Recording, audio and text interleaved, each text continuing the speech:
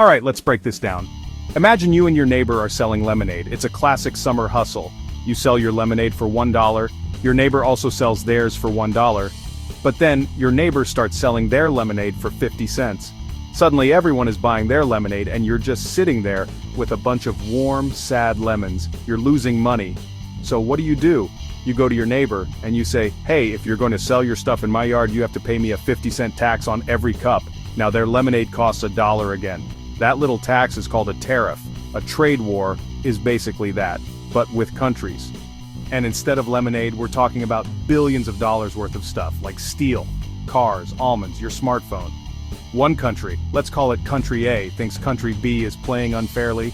Maybe Country B is selling its products too cheaply, or it's not buying enough stuff from Country A. So, Country A puts a big tax, a tariff, on things coming from Country B. This makes Country B's products more expensive for people in Country A. It's a power move, designed to protect businesses in your own country. But here's where it gets messy. Country B isn't just going to sit there and take it. They'll say, oh, you're putting a tax on our cars? Fine. We're putting a tax on your fancy laptops. We're putting a tax on your delicious avocados. This is called retaliation. It's a back and forth fight. Country A puts on a tax, Country B hits back with another tax.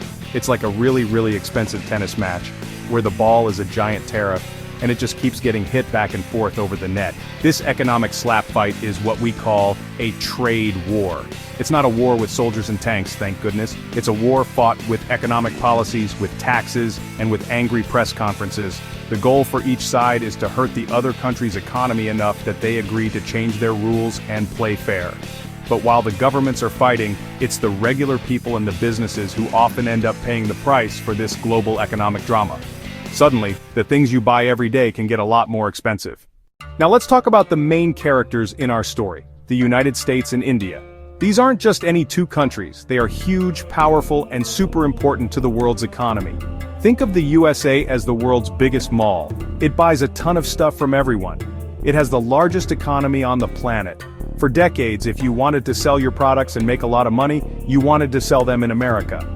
The US dollar is the king of currencies. American companies like Apple, Google, Amazon are known all over the globe. On the other side, we have India. India is not just a country, it's a subcontinent with over 1.4 billion people. That's more than 4 times the population of the United States. It has one of the fastest growing major economies in the world. Think of India as the world's biggest and most exciting new market. Everyone wants to sell their stuff there. From iPhones to Netflix subscriptions, global companies see India's massive young population as their next big opportunity. India is also a huge producer of goods and services, from software and IT support, textiles, medicines. So, you have the world's biggest economy. And the world's fastest growing big economy. They are also the world's oldest democracy and the world's largest democracy. They should be best friends, right? And in many ways they are. They share democratic values, cooperate on security, huge Indian diaspora in the US. When these two giants trade with each other, it's a big deal. The amount of goods and services they exchange is worth billions and billions of dollars every single year. Because they are so big and so connected, their relationship matters to everyone. A trade deal between them can create jobs and opportunities around the world, but a trade fight between them, that can cause problems for everyone too. It can shake up supply chains, make things more expensive, and create uncertainty for businesses globally. That's why when the US and India have a little disagreement about trade, the whole world pulls up a chair, grabs some popcorn, and pays very close attention to what happens next. Their economic dance sets the rhythm for a lot of the global economy.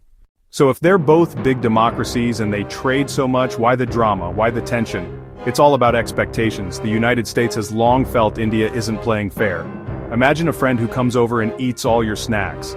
But when you go to their house, the good snacks are locked up. The US looks at India's huge market and says, we buy a lot of your stuff.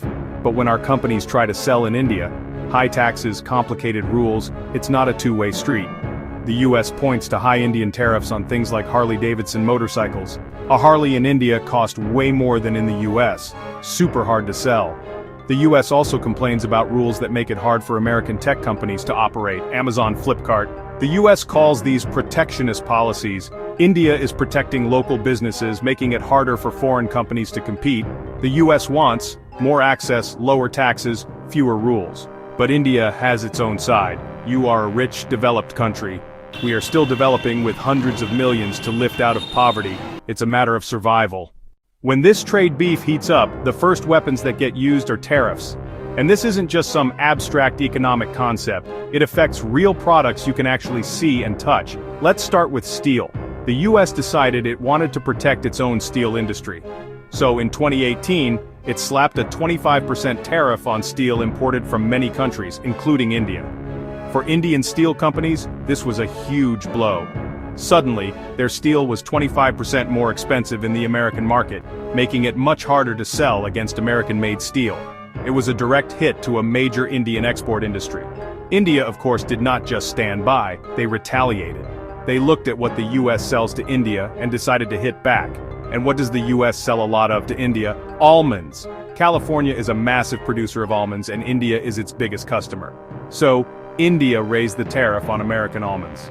This made them more expensive for Indian consumers and buyers. It was a direct shot at American farmers.